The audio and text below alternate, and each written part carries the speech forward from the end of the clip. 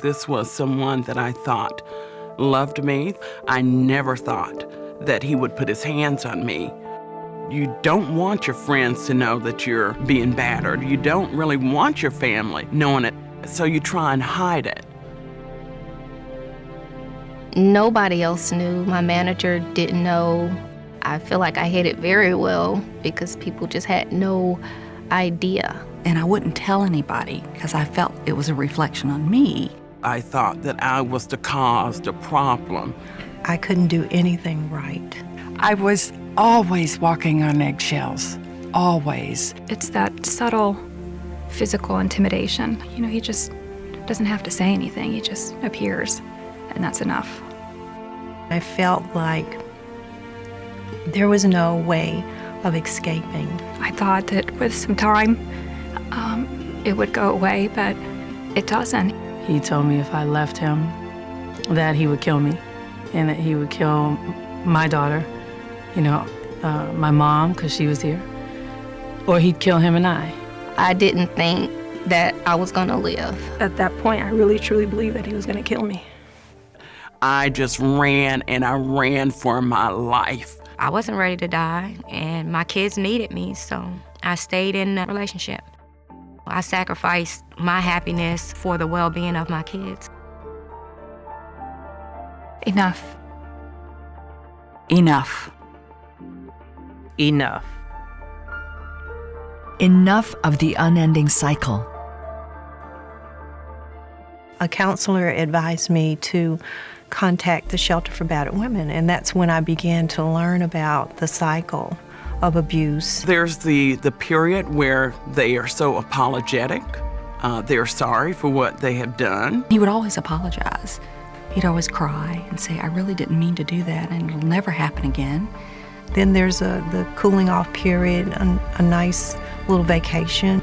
And things are fine for a moment until something happens that triggers them again. And then you're in that spiral all over again. It's easy from the outside looking in to say, oh no, I wouldn't put up with that, I wouldn't go through that, I would just leave. But not knowing where you're gonna turn, where you're gonna go, you stay. Enough. Enough. Enough. Enough of pretending it's not our problem. If you know somebody that's going through it, a family member, a friend, be that ear for them. They need you. Walk them through the process, but help them get out. If you are living in an abusive relationship, you don't need to stick around for the sake of the kids or because you don't have a job and you don't have the money to leave. You can get out, but you're just gonna have to be strong about it. It's important for people to know that, while it seems like a daunting task to get out of a bad situation, you just have to start taking the steps and do it and get out. When I opened up to my supervisor, she was surprised. And, she told me, I remember she said, you're so secretive, but, whatever we need to do to help you, we'll do that. There's a way you can get out, and there's people out here that will help you get out. Enough of the violence of the past.